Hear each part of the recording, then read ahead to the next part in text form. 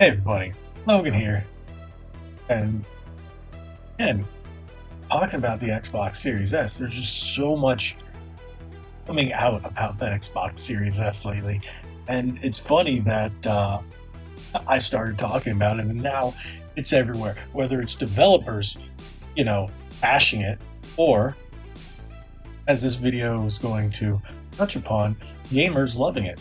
Now, we're not going to talk about Microsoft, say, and them as a company because we do know Microsoft is very questionable in terms of business practices, especially when it comes to moral choices. They're very questionable. Do take very questionable stances. We'll just leave it at that. Something that most gamers, well, we're just going to say most gamers don't always agree with.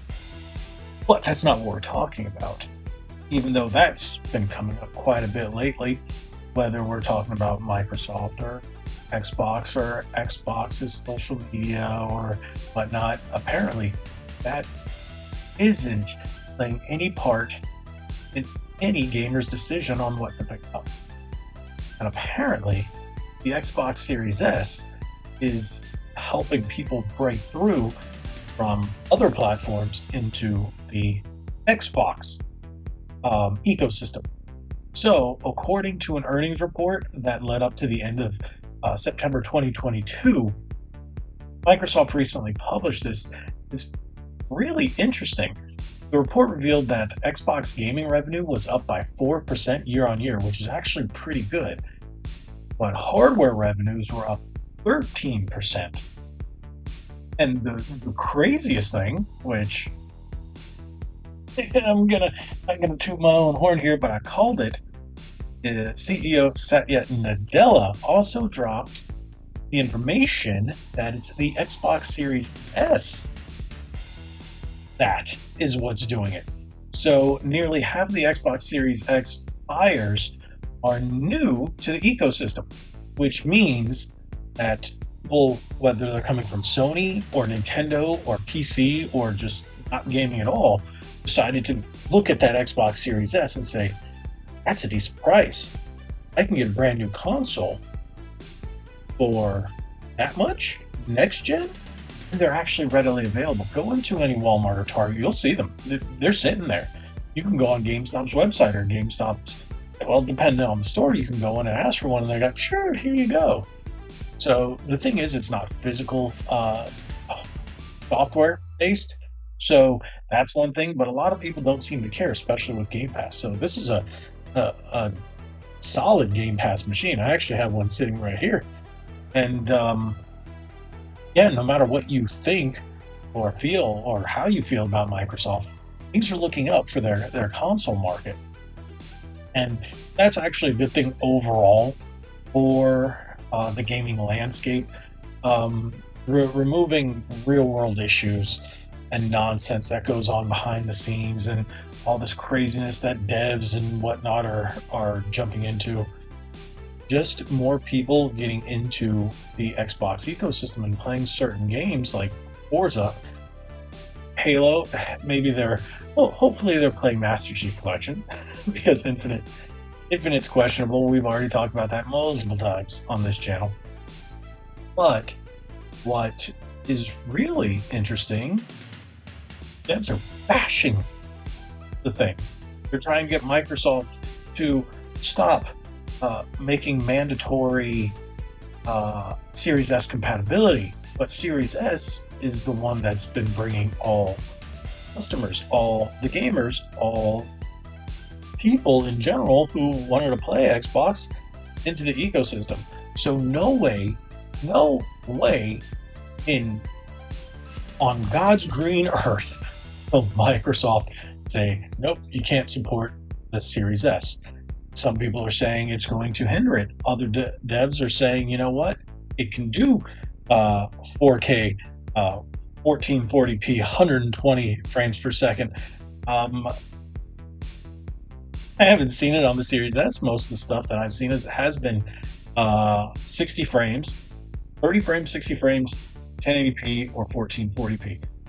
If it's supports 4K. I haven't seen it or experienced yet on my Series S, which you guys can't see, and I'm not gonna pull it aside. But yeah, I think that's pretty interesting. And the machine is capable. I feel that it's capable. But this big issue has come up with the latest Gotham Knights game, which has been very mediocre in itself. And remember, the game is not developed by Rocksteady. So that's why people are taking issue with that. And they're saying the devs weren't as capable, WB Montreal, as Rocksteady, but that's debatable. I think the machine is quite capable. No, it's not as powerful as the Series X. Is it holding back certain games? Maybe. But I don't think devs should just poo-poo all over it just because, you know, it's making things a little harder. Remember the time when the PS3 was making games extremely hard to develop for, but developers were still building games for it? It's the same difference. Where the Xbox 360 was a pleasure to develop for, while the PS3, with its 7 SPUs and that cell processor, just became a total pain in the tuchus. Yeah, I said that word because it means butt. Okay, I had a teacher that used to say that all the time. But this isn't a bad thing. The Series S is not a bad console. Bringing gamers into your ecosystem is not a bad thing. So Microsoft is saying how good it is for them, and that's great. Now, if they want to get more people in, stop being stupid. That's all I got to say. You know what I mean. Stop being stupid. And people will stop leaving. Personally, I've stopped buying as many Xbox games when I can buy games on Switch. I can buy games on the PS5, and it's physical, and the actual gen that I'm buying is on that disc, PS5. I'm looking at you, Series X, Xbox One on the same disc, which means it's Xbox One on the disc, and you have to download it to make it a Series X game. Don't like that, but I'm talking about that ad nauseum. So the last part of this video got a little ranty. I didn't have that plan to say, but I got a little ranty there, and I'll stop now.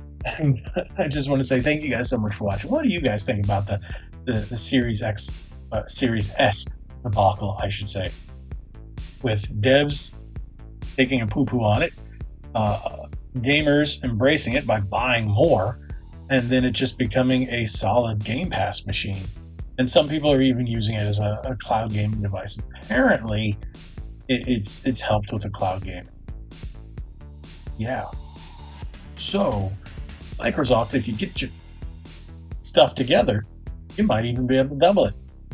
If you stop doing the things that you're doing and saying the things that you're saying, more people might buy it too. But that's just me. That's because I saw some stuff online today that influenced this video. I didn't plan on making this video. I saw one article, and I saw another article, and then I went, okay, all right. The last video was on, article I read was on Pure Xbox. So, yeah. I'm going to leave it there. Thank you guys so much for watching. If you haven't already, hit that subscribe button, hit that like button, share this video. Tell me your opinion on the Xbox Series S, what devs are saying, what gamers are saying, how gamers are talking with their wallets, and how gamers are just ignoring things with their wallets. I don't even know how I was going to say that. What? This was a rant video. I'll leave it at that. This one was only slightly planned.